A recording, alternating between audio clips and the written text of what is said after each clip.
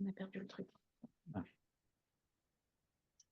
On a perdu visibilité, mais tu Mais vois, je vais commencer. il me met problème technique. Allez-y, on Bon. va se débrouiller. Bonjour à tous. Donc, je suis Pascal Bécache, cofondateur de Digital Pharma Lab. Et aujourd'hui, dans ce nouvel InnoSanté qui démarre l'année 2025, je suis très, très heureux d'accueillir Valérie Lamorlette Bonjour à tous. et Laurent Chanu. Bonjour à tous. Bonjour Laurent. Voilà, donc Valérie comme Laurent ont une expérience très variée. Et le thème aujourd'hui, c'est comment s'inspirer des startups pour le management, que ce soit dans les grands groupes ou dans des autres entreprises, mais comment les startups peuvent inspirer le management. Euh, et je crois qu'on a une spécialiste, puisque Valérie, tu es la directrice générale et la directrice générale d'une société qui s'appelle Immersive Experience et qui propose une expérience très, très originale. Est-ce que tu peux nous la décrire? Tout à fait, je te remercie Pascal. Donc, effectivement, donc moi je ne suis pas la fondatrice. J'ai repris cette entreprise après avoir passé 5 ans en tant que formatrice et animatrice des immersions. Et Immersive Experience existe depuis 2018 et c'est un organisme de formation qui propose des formations par mise en situation de travail. Donc, l'originalité d'Immersive Experience, c'est que nous proposons à des salariés managers de grands groupes de faire des immersions en start-up pendant 2 semaines pour pouvoir découvrir les méthodes de travail, les pratiques, les postures et le mindset des start-upers dans un cadre vraiment d'innovation et de pouvoir faire cet échange enfin, il n'y a pas d'échange, en fait, il y a vraiment une immersion sur le terrain, de pouvoir vivre de l'intérieur comment cette start-up fonctionne, de découvrir les rites, les rituels, les modes de management et les outils digitaux utilisés par cette start-up pour piloter son business. En contrepartie, en échange, puisque c'est win-win, le salarié, il va aussi apporter son regard extérieur à la start-up, lui permettre d'échanger aussi sur un éventuel partenariat avec un grand groupe. Et en tout cas, c'est toujours des échanges et des discussions qui sont riches d'apprentissage, aussi bien pour le salarié que pour le CEO de la start-up. Alors, c'est une société qui connaît du succès. Beaucoup de salariés, beaucoup d'entreprises font appel à tes services. Pourquoi? Pourquoi un grand groupe se dit, tiens, je vais envoyer un salarié dans une start-up? Quel intérêt peuvent-ils avoir? Alors, il y a plusieurs bénéfices à tirer des immersions en start-up. Déjà, c'est d'aller s'oxygéner dans un univers qui est très innovant, qui est très à la pointe de ce qui se fait en termes et de management et d'innovation et de business. Ça permet aux salariés de pouvoir ouvrir un peu ses chakras, si je puis dire, pour créer, pour innover quelque chose à son retour dans son grand groupe et aussi de pouvoir utiliser des méthodes de travail qui sont très spécifiques, des méthodes de management spécifiques des startups, les fameux management agile. Et comme il va vivre de l'intérieur aussi bien les réunions que d'être intégré pendant 2 semaines dans cette startup, il va découvrir tous les outils digitaux et les grands leviers de performance que nous, chez Immersive Experience, on a identifié on a fait plus de 400 immersions. Donc, en fait, les apprenants nous ont remonté vraiment ce qu'ils observaient dans la startup et on a identifié des leviers de performance qui sont utilisés par les startups qui réussissent. Alors, chiffres impressionnants. Euh, je comprends bien ce que tu dis, mais en général, les grands groupes sont pas philanthropes. Ce qui les intéresse, c'est effectivement que, j'imagine, au retour de leurs salariés, il y ait vraiment un feedback ou quelque chose qui se passe qui leur permette réellement de tirer parti de ces 2 semaines d'immersion. Oui, alors nous, effectivement, ce qu'on va permettre d'apporter aux équipes, c'est-à-dire le salarié qui part en immersion, il va revenir, enfin, on est sur des personnes qui sont managers, qui sont cadres managers, qui ont déjà des équipes, et elles vont permettre d'avoir des méthodes de management beaucoup plus performantes et beaucoup plus efficaces. on va les animer pardon, sur le sens que les startups, par exemple, donnent à leur entreprise. Donc, ce qui permet aussi de se questionner sur quel sens j'ai envie de donner à mes équipes en lien avec les valeurs de l'entreprise. On anime sur l'autonomie des équipes, comment je rends mes équipes autonomes et responsables, et comment je suis plus efficace dans mon pilotage ou comment je suis plus efficace dans mes réunions, dans mes prises de décision, dans la confiance que je peux apporter à mes salariés. Et ça, c'est des choses qu'ils peuvent observer dans les startups. Et Alors, au-delà de ça, ouais, excuse-moi, il y a aussi tout l'aspect innovation en fonction, effectivement, là, si on est dans le cadre de laboratoires pharmaceutiques, c'est aussi d'aller voir dans la startup ce qui se fait de nouveau et d'innovant et qu'est-ce qu'on peut en retirer comme apprentissage, comme collaboration, comme partenariat et comment on vient développer une nouvelle façon de réfléchir, par exemple, oui. ou de construire quelque chose.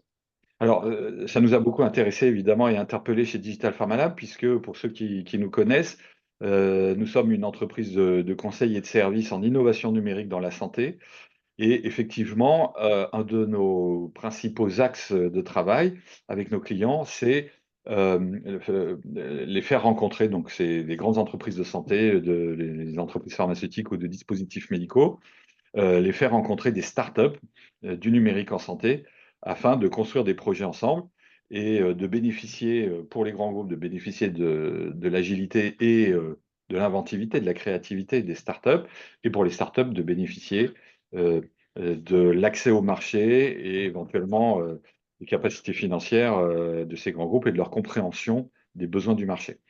Donc, c'est la raison pour laquelle cette expérience, Valérie, nous a énormément intéressés. Est-ce que tu peux nous donner quelques idées précises qui sont voilà, des réussites à la sortie de ces expériences? Est-ce que un ou une collaboratrice d'un grand groupe est revenue te dire, tiens, ça m'a permis de faire ci ou ça? Oui, alors j'ai plusieurs exemples. Avant ça, je reviens sur ce que tu viens de dire. Effectivement, c'est intéressant aussi pour l'échange entre les grands groupes pharmaceutiques et des petites entreprises dans la santé, pour les grands groupes, donc d'avoir leurs salariés qui connaissent et qui vivent au quotidien le mindset et l'état d'esprit, les discussions avec les entreprises. Ils les connaissent encore mieux et les échanges et les partenariats derrière sont encore plus faciles. Je l'ai dit, mais je rappuie dessus parce que c'est ça aussi qui est une vraie valeur ajoutée. Les anecdotes, on en a plusieurs, on en a beaucoup.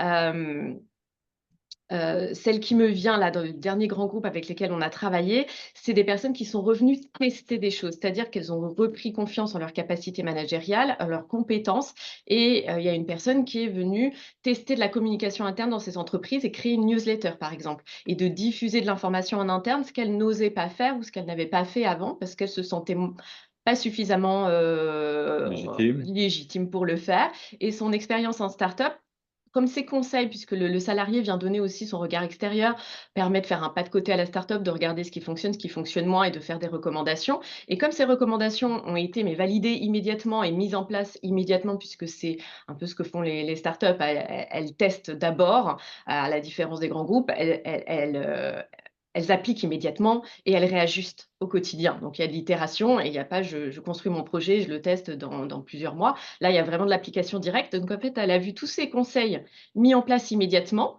Ça a été un succès, en tout cas ça a fonctionné et du coup, ça lui a donné la légitimité de tenter en interne quelque chose qu'elle n'osait pas faire avant. Donc ça, c'est un des retours que j'ai eu. J'ai eu un autre retour, pareil dans un grand groupe également, d'une personne qui s'est dit: «Bah, c'était un directeur de territoire, donc il gérait vraiment,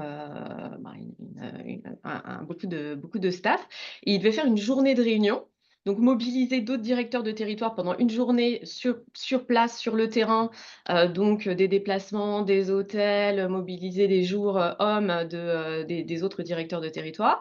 Et il a pris exemple sur les rituels et les rites et les rites de réunion de sa start-up et donc du coup, il a fait des one-one et aussi un webinaire. C'est-à-dire il a fait un webinaire collectif et il a fait des one-to-one avec chaque directeur de territoire et ça lui a économisé ça a été plus rapide, ça a été, peut-être un peu plus approfondi comme échange et ça est en termes de budget, ça a été aussi, bénéfique pour le grand groupe. Donc en fait, là, tu mets l'accent vraiment sur, cette agilité des startups, le fait qu'elles sont c'est un mot qui est à la mode, mais par définition frugale, parce qu'elles n'ont pas beaucoup d'argent et pas beaucoup de temps à dépenser, hein, donc Elles ont elles des contraintes et ça donc crée pas mal voilà, d'inventivité, de créativité. exactement. Et donc, souvent, peut-être dans les grands groupes, on oublie un petit peu cette inventivité, cette créativité, parce qu'on est plus lourd, on est plus traditionnel, etc.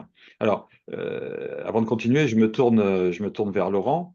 Laurent, à la fois, tu étais un cadre de très haut niveau dans un très grand groupe français, et tu as également testé l'expérience immersive, de Immersive Experience. Donc, est-ce que déjà tu peux te présenter un petit peu et après euh, nous raconter un peu le cadre de ton immersion? Non, absolument.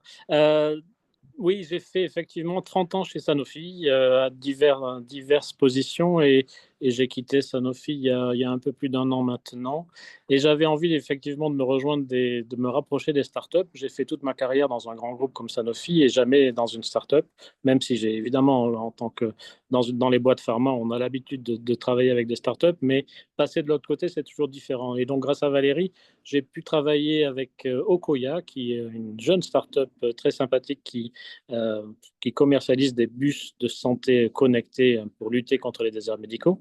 Et j'ai vraiment, vraiment appris pendant 4 semaines, donc c'était relativement court. Et après 30 ans, je me rends compte effectivement que euh, de plusieurs choses. Un, je rebondis sur Valérie, le fait de faire et de réfléchir après, ou de faire et d'itérer pour ajuster, plutôt que de réfléchir longtemps avant de faire. Et ça, c'est ce que j'ai vu tout de suite chez Okoya, et j'avais de bonnes discussions avec le CEO, et il fallait faire attention parce que le lendemain, hop, il mettait en place des choses, il fait des réunions avec ses équipes, et sans trop réfléchir ou dire oui, je vais, hop, on dit une chose, il met en place. Si ça marche, il garde. Si ça marche pas, il ajuste.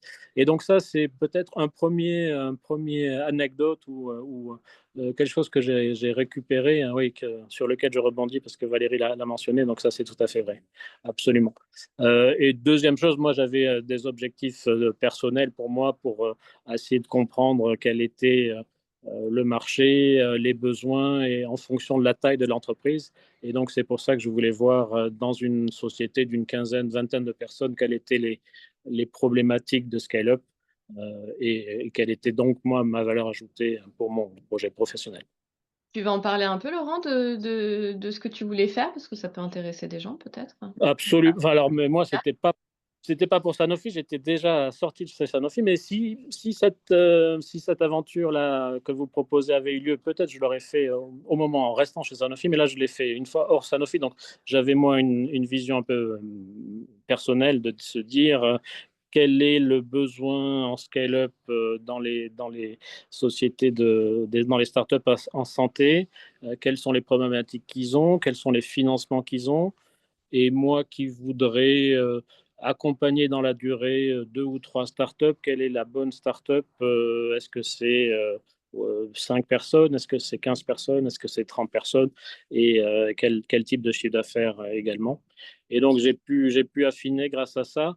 euh, de se dire que 15, c'était encore un peu tôt pour moi et moi ce que je pouvais apporter à cette startup et eux ce qu'ils pouvaient me payer évidemment et que ce que j'allais moi viser plus tard, c'était plus les 40, entre 40 et 60. Et c'est là où je pense que mon parcours a plus de valeur ajoutée pour eux. Ok. Et aussi le fait que moins de 15 employés, c'est difficile pour eux de me payer, évidemment. Alors, puisque tu parles de la valeur ajoutée qu'un cadre expérimenté peut avoir, euh, évidemment, j'ai posé la question à Valérie, mais je te la pose à toi, quand on a préparé avec Valérie, mais je te la pose à toi là en direct. Euh, ça fait évidemment penser au fameux film avec Robert De Niro qui s'appelle The Intern, donc le stagiaire en français, hein. Et ce film où Robert De Niro arrive dans une start-up dirigée par une dame très dynamique, jeune et dynamique, et Robert De Niro, lui, il a son costume, sa cravate, voilà, et il observe, il regarde, et il donne des bons conseils, et finalement, il arrive à former un très bon tandem avec cette jeune et très dynamique dirigeante d'entreprise. Est-ce que C'est pour l'anecdote et pour l'amusement, mais est-ce que tu as eu ce sentiment Il y a un peu de de ça, effectivement. stagiaire? Il y a, il y a un peu de ça. Oui, oui, parce que la moyenne d'âge était de l'ordre de 25 ans et forcément, il y avait un décalage là-dessus. Après, ce qui est rassurant, c'est deux ou trois choses. C'est si on arrive à se poser les bonnes questions dans un grand groupe, on arrive à poser les bonnes questions dans un petit groupe. Donc ça, c'est rassurant pour moi. Euh, et puis, une ouverture franche, c'est-à-dire il y a pas de barrière. Et donc, non, et la discussion et la communication, le feedback allait naturellement dans les deux sens. Ça, c'était très agréable. Ce que j'en ai retenu aussi, hein, ce que je faisais pas suffisamment chez Sanofi, c'est cette communication permanente que j'ai trouvée chez Okoya avec des outils et sur des sujets stratégiques ou des sujets bénins, mais tout est complètement transparent, tout est sur la table et les gens ont le même niveau d'information, quel que soit évidemment où ils sont. Et ça, c'est aussi quelque chose que j'aurais pu ramener chez Sanofi. Alors, très, très bon point. Je retiens 2 choses à ce stade, hein. Le 1er, c'est que dans une start-up, évidemment, vu qu'il y a beaucoup moins de personnes, il n'y a pas de politique. Non, ouais. Donc on est obligé d'avoir une communication très fluide et très directe. Parce que finalement, la politique, la rétention d'informations, à des fins, voilà, politiques et cetera, n'a pas cours, n'a pas lieu, c'est même, ça serait complètement délétère, dans une petite, structure. Donc, cette absence, il y en a toujours évidemment, il faut que les relations soient quand même, policées, mais cette absence de politique, rend les choses, quand même, plus obligatoirement plus directes. Est-ce que on pourrait réellement transposer cette absence de politique dans un grand groupe comme Sanofi ou un autre? Alors, ce qui est intéressant aussi, et peut-être Valérie, je vais te laisser la main, c'est cette immersion, j'ai eu aussi la chance d'avoir des échanges avec Valérie et Immersive Experience sur la partie un peu plus théorique. Et effectivement, on arrivait à retrouver la partie théorie grâce à Valérie de ce qu'on sentait sur le terrain. Valérie, tu veux en dire quelques mots? Oui, merci Laurent. Effectivement et je vais répondre en même temps à la question de Pascal. Effectivement, donc nous, Immersive Experience, on a un organisme de formation. Donc en parallèle de l'immersion, les personnes sont animées, donc en distanciel, par un animateur, formateur, coach, qui vient échanger aussi sur ce que la personne en immersion observe et voit et quels apprentissages elle peut en tirer. Il y a aussi des notions plus pédagogiques, plus théoriques sur, comme je disais, les grands leviers de performance, donc notamment le why, la valeur, le pourquoi. Et donc là, je rebondis, je réponds à la question de Pascal. Qu'est-ce qui fait que il y a moins de politique aussi? On est sur le pourquoi on existe, sur le business et la priorité est mise là-dessus. Comment on fait grandir l'entreprise? Et donc ça, on a beaucoup échangé avec Laurent sur le why, sur le pourquoi ces valeurs, pourquoi cette ambition, pourquoi cet impact. Et donc, du coup, il y a ce côté-là aussi que les salariés viennent rechercher, c'est de remettre du sens dans leur travail, dans leur quotidien, dans ce qu'ils font. Alors, c'est pas de ne plus faire de politique, forcément, c'est un petit peu compliqué dans un grand groupe à certains niveaux, mais c'est en tout cas de repositionner le pourquoi ils sont là et quels objectifs et quels buts ils cherchent à atteindre en termes d'épanouissement de l'entreprise et de développement de l'entreprise. OK. Hem, alors Laurent, ça t'a donné, enfin, rétrospectivement, hein, maintenant tu es dans une autre aventure, mais rétrospectivement, est-ce que si tu étais encore, un cadre dirigeant chez Sanofi, qu'est-ce que tu, mettrais en œuvre à ton retour de Hokoya? Alors, oui, alors j'ai réfléchi effectivement sur cette offre-là que vous proposez aujourd'hui et quelle valeur ça pourrait avoir, par exemple, chez Sanofi. Je pense que ça va être très divers et je pense qu'il faudra que vous soyez flexible à vous adapter à la problématique du manager en question. Et je pense que la problématique, elle va être, elle va être très, très diverse. Ça peut être juste outils de management autour du why, effectivement, et tout ce qu'il y a autour comme technique. Ça peut être, mais plus que s'oxygéner, mais je pense qu'il faut qu'il y ait un besoin clairement identifié au départ ou une question en disant est-ce que dans les startups ceci, est-ce que ça pourrait m'aider dans ma société? Je pense que ça va être ça le plus difficile, de bien identifier la question de départ. Et après, Valérie et Pascal, vous êtes assez bons pour faire le match, de se dire si c'est ça cette problématique, peut-être telle société peut être intéressante. Mais euh, je pense que je ne l'aurais fait chez Sanofi que si j'avais eu une question précise. Je ne l'aurais pas fait juste comme ça en disant tiens, je vais voir et puis peut-être que je Oui. vais avoir une bonne idée. Enfin, Mais je pense.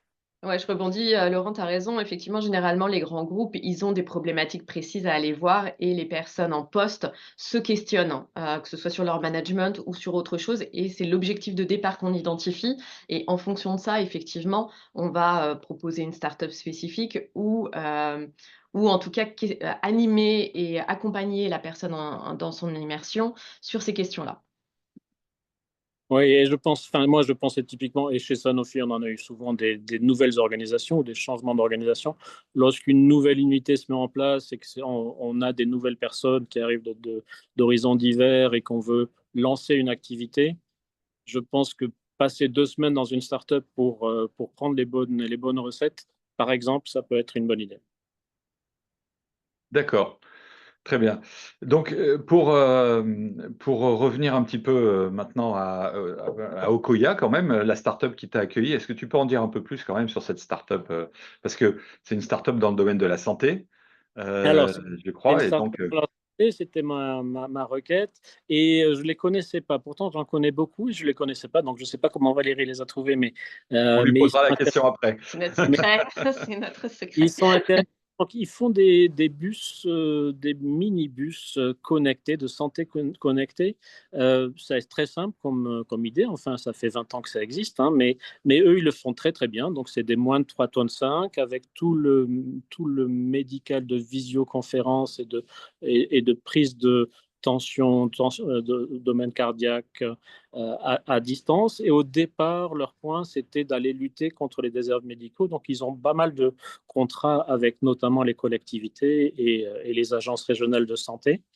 Ils se développent d'un côté avec GE et Siemens parce qu'ils font des mammographies, des mammos mobiles, mais de moins de 3,5 tonnes. Ça existe depuis 20 ans aussi, mais des gros camions. Là, ils font des petits camions, donc ils peuvent aller dans des endroits où les gros camions ne peuvent pas aller.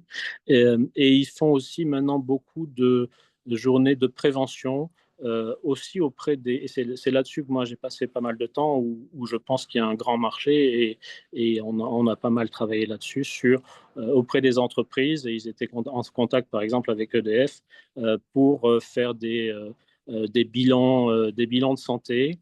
Ils font aussi pas mal de dépistage notamment de cancer de la peau.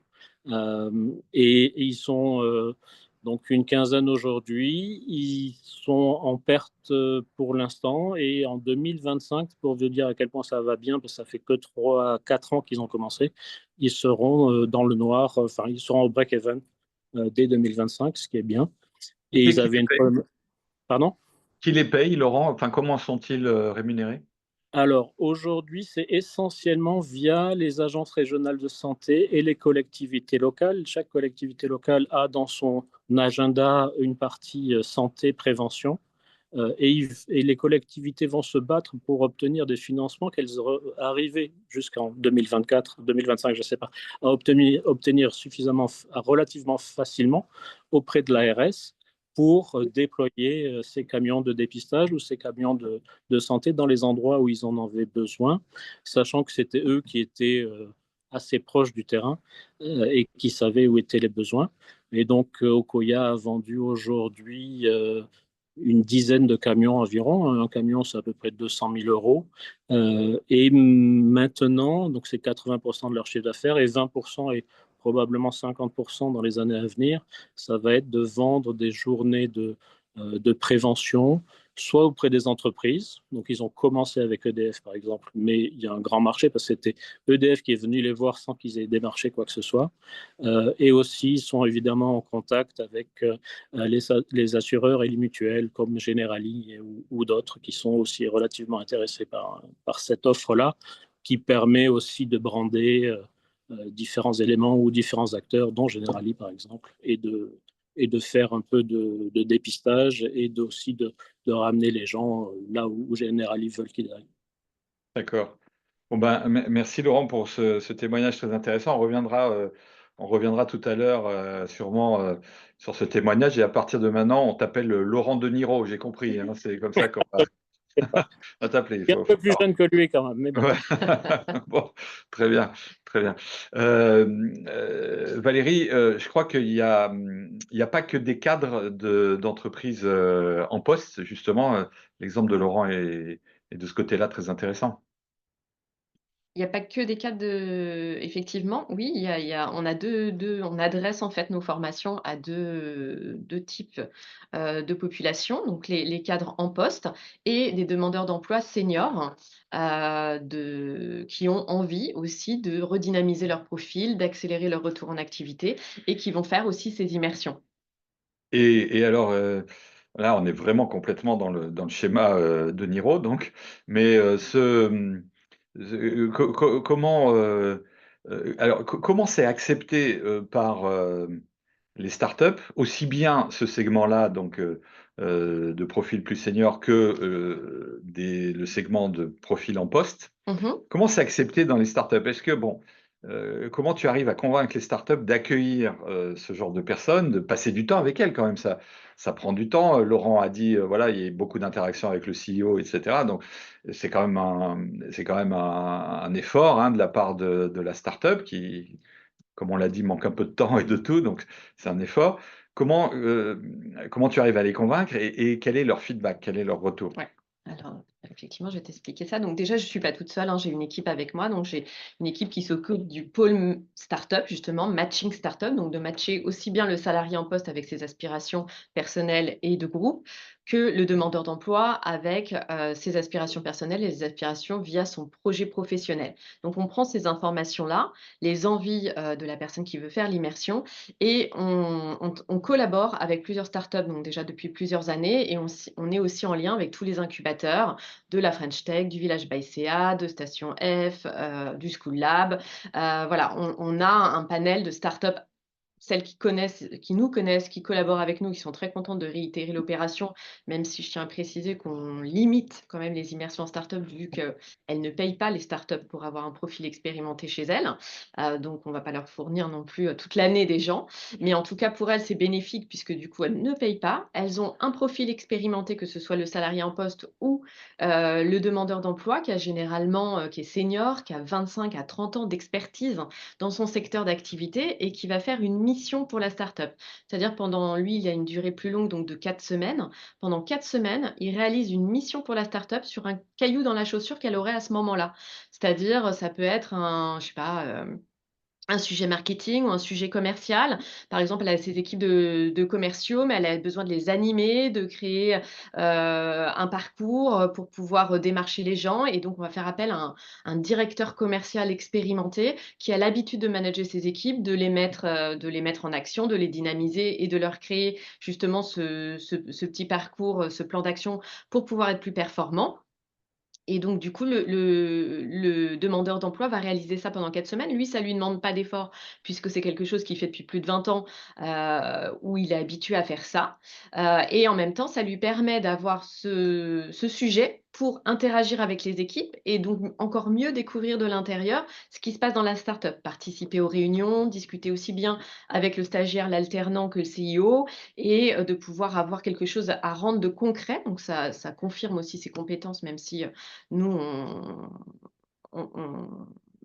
on on accompagne pour, dire qu'on n'est pas là sur un exercice de performance, hein. C'est pas une performance de faire cette mission, mais en revanche d'aller découvrir, d'être curieux et de découvrir l'intérieur. Donc la start-up, c'est bénéfique pour elle parce qu'elle a un regard extérieur d'une personne expérimentée, de quelqu'un qu'elle pourrait pas forcément se payer à l'année, soit parce qu'elle a pas de besoin en marketing ou commercial sur toute l'année. Elle a pas le besoin d'embaucher quelqu'un, sur l'année, heu, Mais en revanche, elle peut avoir pendant 1 mois cette expertise avec un retour stratégique, hyper utile pour elle puisque le senior en immersion lui part aussi avec en lui laissant un plan d'action, comment mettre en place après son départ, hem, le plan d'action. Et pour la petite anecdote, souvent, quand même, elle propose après une mission rémunérée pour le demandeur d'emploi pour mettre en place son plan d'action. Donc c'est aussi bénéfique et certaines embauchent, voilà, je pense à un cas précis d'un directeur commercial qui a été embauché, lui, par sa start-up,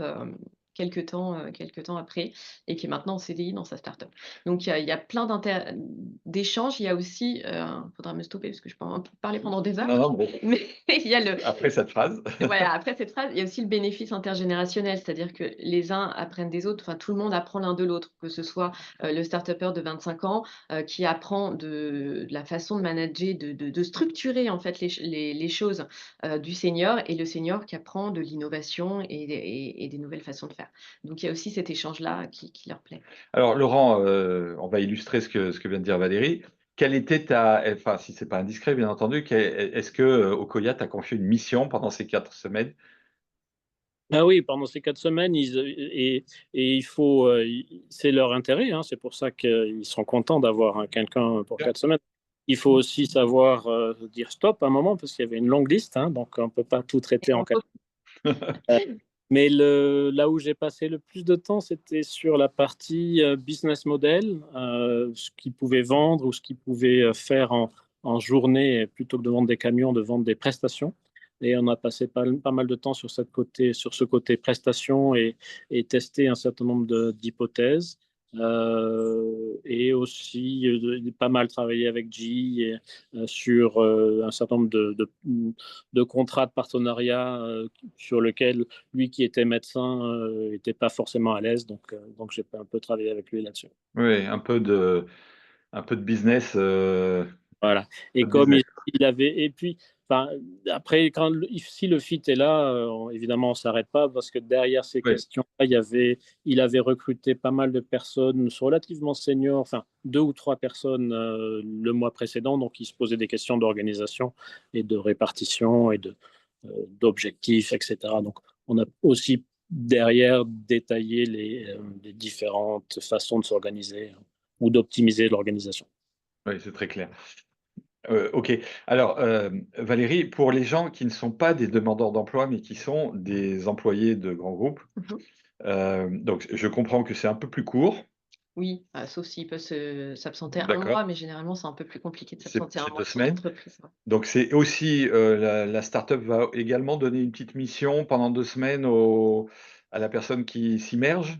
Oui, il y a un sujet à aller observer. Après, c'est effectivement pas, la même mission parce que sur 2 semaines, c'est quand même très Bien court. sûr. Donc ça va être vraiment beaucoup d'échanges, un regard extérieur et peut-être apporter une expertise. Souvent quand c'est des grands groupes, on prend des startups qui sont, plus ou moins dans le même secteur d'activité.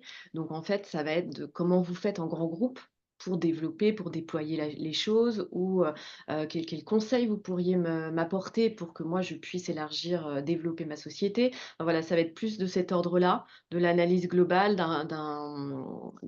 comment? Un regard extérieur qui vient leur apporter un feedback et aussi ajuster. C'est-à-dire que, bah, les startups, elles ont moins d'expérience. Enfin, les jeunes CIO, ils y vont, ils sont pleins de fougue et plein d'envie, mais ils font aussi quelques petites erreurs des fois et donc la personne du grand groupe peut lui dire: «Bon, bah, la meilleure façon de faire, c'est ça». Donc ça va être des recommandations.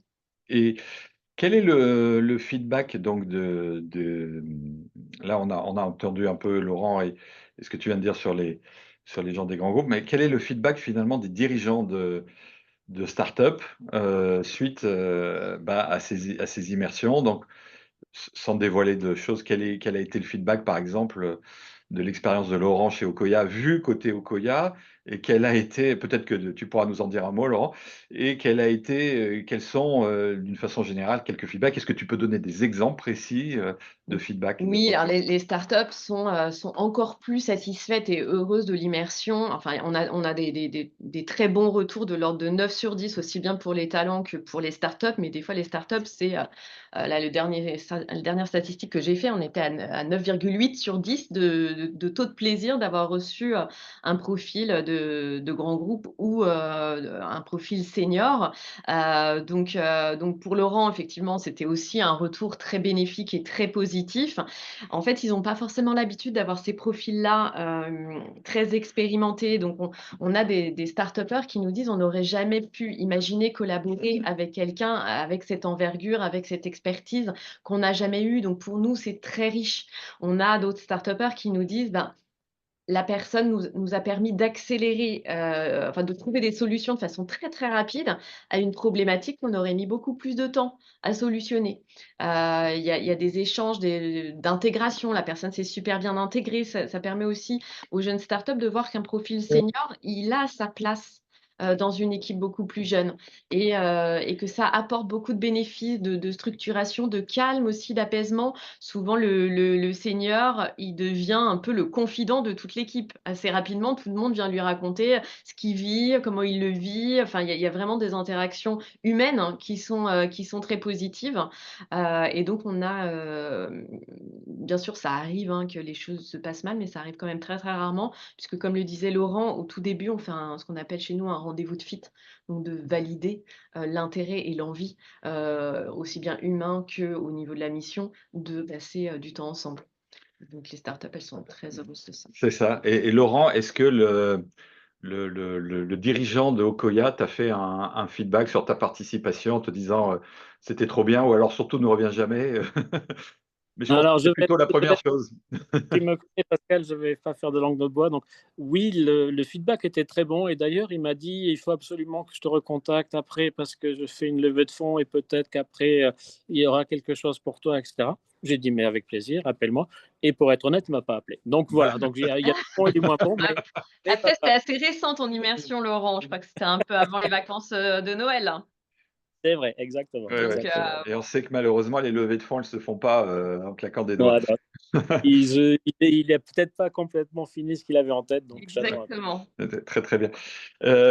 Merci de ta franchise, Laurent. Est-ce que, Valérie, tu peux nous dire un petit peu maintenant, toi qui es à la tête finalement alors c'est pas une start-up puisque ça fait un Non. certain temps que ça existe, mais disons que c'est quand même une TPE, hein. Oui. Voilà. Comment ça fonctionne? C'est-à-dire quel est le modèle? Comment tu es rémunéré? Toi, tu fais un peu le go-between, le messager, l'entremetteur entre la start-up Oui et le et grand groupe ou mmh. la personne. Finalement, comment ça se passe pour toi? Oui, alors nous, on fait, pas que l'entremetteur puisqu'on est vraiment un organisme de formation. Il y a toute la partie Bien sûr, formation, excellent. qui rentre en ligne de compte, hein, ce dont un peu parlait Laurent. C'est-à-dire qu'il y a des discussions et en one-one avec chaque personne qui est en immersion et on anime aussi en collectif. C'est-à-dire que les personnes, que ce soit des demandeurs d'emploi ou, des salariés, partent en groupe, chacun dans des startups différentes, mais ils partagent leurs observations et leurs apprentissages ensemble, ce qui Oui, permet aussi d'élargir valeur supplémentaire, oui. voilà, la connaissance de l'univers startup. Donc nous, pour les grands groupes, c'est les grands groupes qui nous rémunèrent, donc plutôt, des DRH qui s'occupent de la partie, développement des talents ou des enveloppes formation, puisqu'on a un organisme de formation, Calliope. Donc voilà, c'est l'entreprise qui finance et dans le cadre des demandeurs d'emploi, on est plus sur, tout ce qui est territoire ou France Travail qui va nous financer puisqu'on a des taux de retour en activité, taux de retour en emploi de plus de 60 post-immersion. Enfin, on a Ah un ouais, suivi à très 3 impressionnant. mois, donc à plus de 3 mois post-immersion, vu qu'on les suit, notre coach les suit, les talents qui ont été en immersion pour vérifier que, ils sont toujours dans la dynamique et qu'ils sont toujours en recherche d'emploi et on les accompagne aussi à ce niveau-là. Donc on a un taux de retour à l'emploi de plus de 60 ce qui est valorisant et on travaille en partenariat, très étroit avec les agences France Travail qui, sourcent, enfin qui en fait me donnent l'opportunité de faire des webinaires de présentation comme je le fais là, de façon un peu plus, axée sur, la formation demandeurs d'emploi et les personnes s'inscrivent et participent et donc c'est financé par le territoire et pour les grands groupes, financé, par le grand groupe, dans le OK. cadre d'une formation de manager. Oui, bon, les grands groupes, ils ont un peu plus de moyens, ils veulent développer leurs talents et Mmh, donc c'est vers exactement. eux naturellement que tu te tournes pour, trouver, le financement.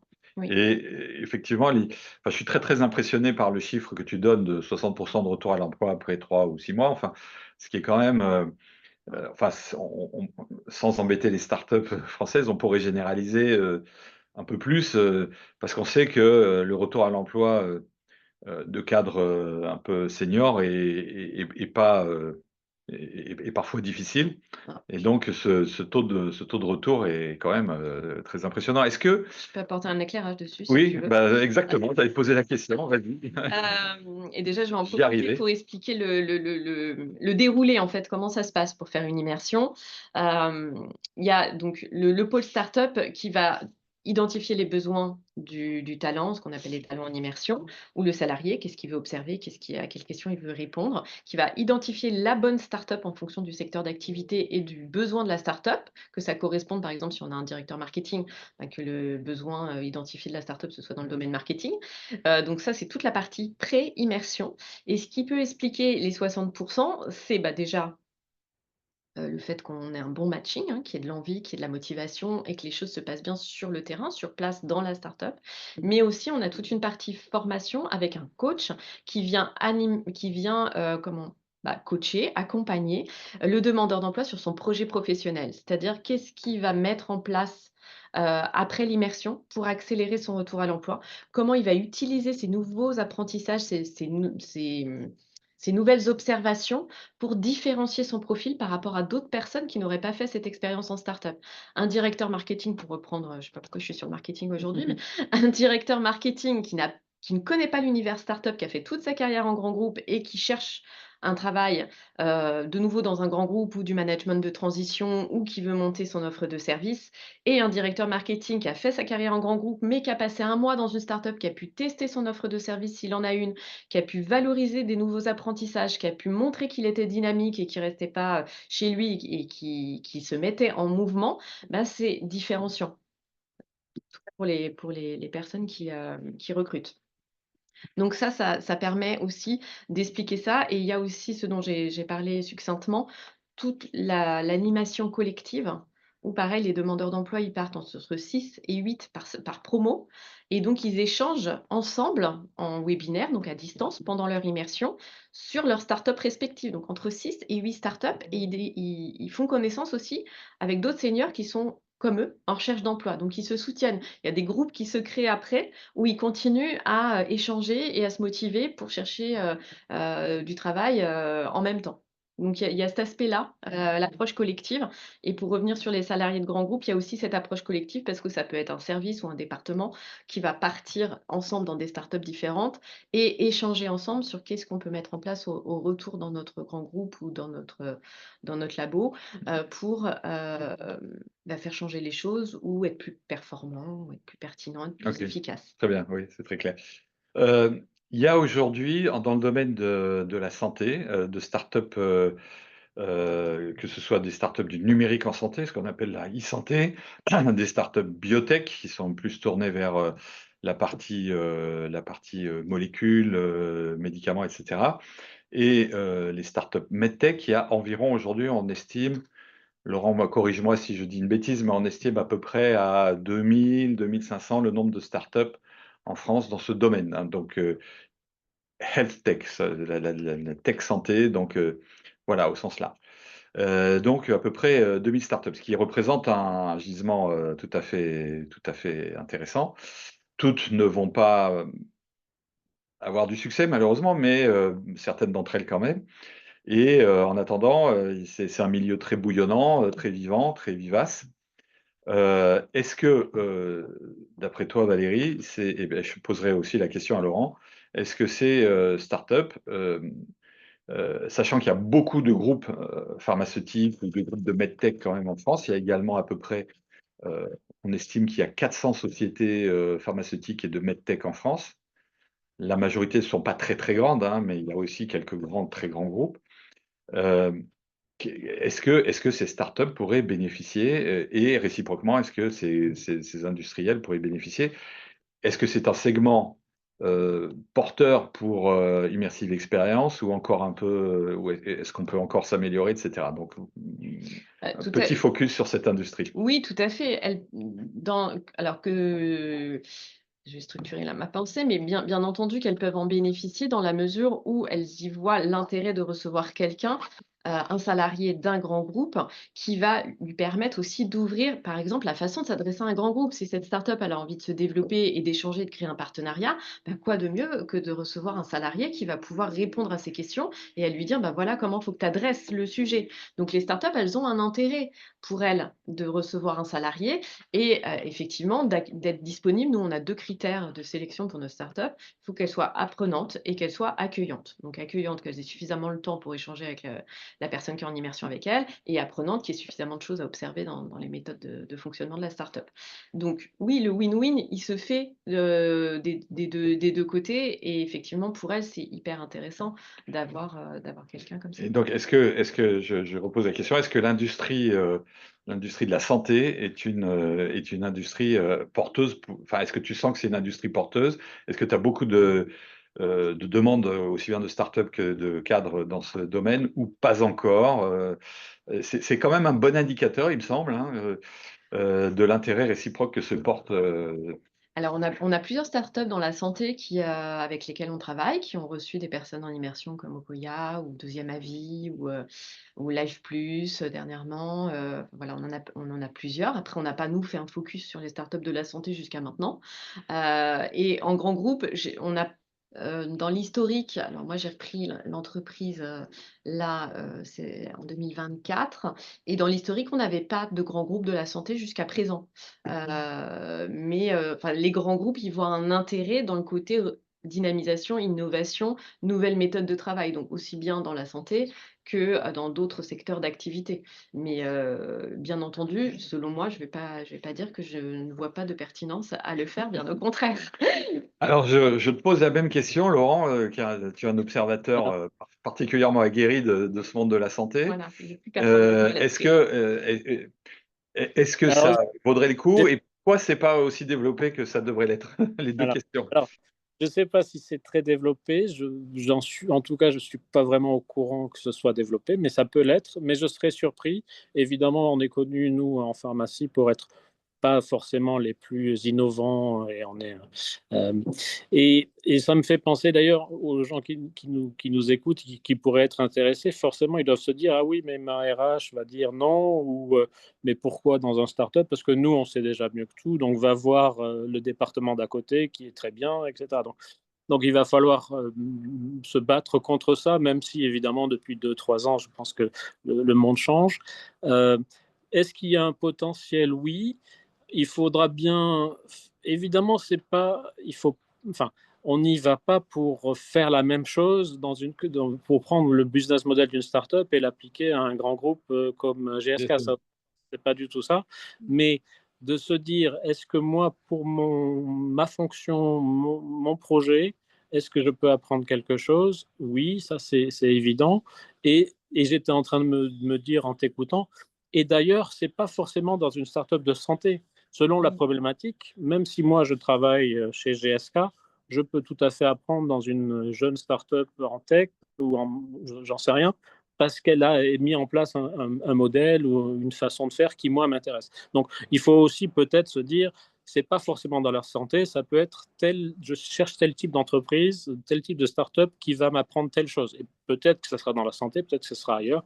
Je pense qu'il faut aussi être ouvert, justement, encore une fois, en fonction de la problématique propre de l'entreprise en question. Excellent. Très bien, très bien. Bon, moi, je constate néanmoins que, les entreprises de la santé, puisque celles-là, je les connais très bien, les entreprises, enfin, je veux dire les startups du numérique en santé, par exemple, que je connais très bien, celles-là, souvent, manquent, un petit peu de réalisme. Il y a beaucoup de programmes entre des grands groupes et des startups. C'est pas des programmes individuels comme fait Immersive Experience, mais c'est des programmes d'entreprise à entreprise. Par exemple, des programmes de mentorat. On fait venir en résidence dans un incubateur privé une start-up et Sanofi l'a fait, hein, je crois. On fait venir en résidence des startups dans un incubateur privé. Pfizer l'a fait, Sanofi l'a fait. Ça a jamais été particulièrement concluant. Donc je me disais, évidemment, c'était intéressant à la fois pour les gens des grands groupes et pour les gens des startups, mais ça n'a jamais amené à des vrais partenariats et ça a jamais les gens des startups ont le sentiment de ne pas être toujours, suffisamment intéressant aux yeux du grand groupe. Est-ce que ce mode que tu proposes, Valérie, est plus pertinent que ce type Oui. d'incubateur privé, de mentorat? Oui, c'est toute la différence, effectivement entre, voilà, sortir la start-up de son écosystème pour la mettre ailleurs et faire juste une discussion. Donc j'aime bien cette anecdote, que le fondateur m'a racontée à un moment donné, où je posais justement cette question. C'est la différence entre aller au zoo et regarder un lion dans une cage et se dire: «Le lion est formidable et il est beau», et vivre avec le lion dans la savane et voir comment il chasse, quel est son mode de vie, ce qu'il vit au quotidien et de le ressentir avec lui. C'est-à-dire que la différence entre sortir une start-up de son écosystème et avoir une discussion avec pendant quelques heures et passer 2 semaines ou 4 semaines au quotidien, y aller comme le vrai, être un vrai, accepté comme un vrai salarié de cette entreprise-là et de se confronter aux problématiques du CIO, se confronter à la façon dont il solutionne et dont il règle les problèmes très rapidement, d'être complètement en immersion dans cet écosystème permet d'avoir un apprentissage et un recul et des prises de conscience qui n'ont rien à voir, selon moi, avec une discussion ponctuelle entre un grand groupe et une start-up. Mmh. Heu, très clair. Est-ce que du coup, 2 ou 4 semaines, c'est suffisant? Parce que, hem, si je prends ne serait-ce que mon exemple où je suis sorti d'un grand groupe il y a 7 ans pour fonder avec Didier, mon cofondateur, une petite, société. J'ai appris au fil du temps et ça m'a pris plus que 4 semaines pour apprendre comment fonctionne une petite entreprise. Donc, est-ce que 4 semaines, 2 semaines, c'est suffisant? Alors, comme le disait Laurent, il faut identifier dès le départ quel est l'objectif, qu'est-ce qu'on va voir, pourquoi on y va. Euh, Effectivement, si le grand groupe a la possibilité de te faire partir pendant 2 mois, pourquoi pas? Mais tu vas juste répéter de façon un peu plus longue ce que tu auras vu, tout de suite. C'est-à-dire que que ce soit les demandeurs d'emploi ou les salariés, mais surtout les demandeurs d'emploi qui sont en immersion 4 semaines, on leur demande enfin la start-up, enfin nous, ce qu'on propose Immersive Experience, c'est que le demandeur d'emploi, en plus de sa mission, fasse un rapport d'étonnement. Et le rapport d'étonnement, c'est ce que tu vois les premiers temps. Qu'est-ce qui te surprend? Qu'est-ce qui te questionne? Qu'est-ce qui est différent de ce que tu connais? Et ça, tu le vis dans les premiers instants. Et après, tu ne fais que répéter et itérer et continuer voilà, à digérer, ce que tu as vécu au début. Donc pour moi, l'effet waouh, l'effet apprentissage ou l'effet différenciation ou l'effet déclic, ça se passe au début. Et donc nous, c'est là-dessus qu'on trouve ça intéressant. Après, bien entendu, il y a, dans les grands groupes d'autres parcours Bien sûr. qui peuvent complètement s'adapter à une immersion startup plus longue et qui peuvent être faits avec nous aussi sur une durée plus longue. Ça se négocie. Laurent, tu aurais aimé rester, plus de 4 semaines? Tu penses que tu aurais plus appris? Oui, je pense que, et ce que Valérie vient de dire, si vous avez de la flexibilité là-dessus, je pense que ça peut. Enfin, moi, je pense que la valeur se crée au fil du temps. Donc, en 4 semaines, c'est quand même un peu prétentieux de dire on va vraiment impacter sur quoi que ce soit. Donc, oui, sur la durée. Alors, l'effet waouh et l'apprentissage en 2 semaines, oui, on a peut-être 80% de ce qu'on voulait aller chercher. Euh, Maintenant, si on pouvait, et dans certains cas, selon la problématique, se dire ben, c'est peut-être pas 2 semaines à plein temps, mais est-ce que je peux pas faire 2 jours par semaine pendant plus longtemps ou des choses comme ça. S'il y a un panachage possible, ça doit être peut-être plus intéressant justement de suivre dans la durée. Parce que même si tout va vite dans une startup, ben, on peut, pour aller, il faut quand même 1 ou 2 ou 3 mois pour voir vraiment quelque chose. OK. Alors, avant de conclure et on est presque au bout, donc on arrive à la conclusion. Je voudrais lancer un appel finalement aussi bien, moi c'est dans le secteur de la santé que ça m'intéresse évidemment et je trouve, l'expérience, de Laurent particulièrement intéressante et donc, et l'offre que propose, Immersive Experience et Valérie, particulièrement pertinente. Donc moi je voudrais lancer un appel, hein, aux startups, qui travaillent dans la health tech, que ce soit le numérique, la biotech, la medtech ou bien et également aux grands groupes, de se rapprocher, de Valérie et de voir comment, on pourrait monter un peu plus encore de partenariats. c'est vraiment notre credo chez Digital Pharma Lab, hein. On a ces deux extrémités-là ont besoin de se rencontrer, de se parler. Souvent, il y a beaucoup d'incompréhension. Les objectifs sont fort différents, les timings, hein, sont très différents aussi. Et donc, se rencontrer pour être plus créatif, pour collaborer pour l'intérêt collectif, je crois que c'est absolument clé. Donc, je lance cet appel à ceux qui nous écoutent. Prenez attache avec Valérie. Si vous avez besoin de conseils, demandez à Laurent. Et je crois qu'il y a il y a un vrai potentiel dans cette approche. Comme la nuit tombe chez toi, Laurent, hein, Ouais. voilà, tu es loin dans l'espace, mais proche de nous quand même. Vive, vive la Wi-Fi et les grands réseaux. Euh, on va s'arrêter. Je vous remercie infiniment. Merci beaucoup, Laurent, d'avoir interrompu la plage et les vacances pour venir Merci Laurent. venir nous parler de ton expérience. Valérie, un dernier mot peut-être?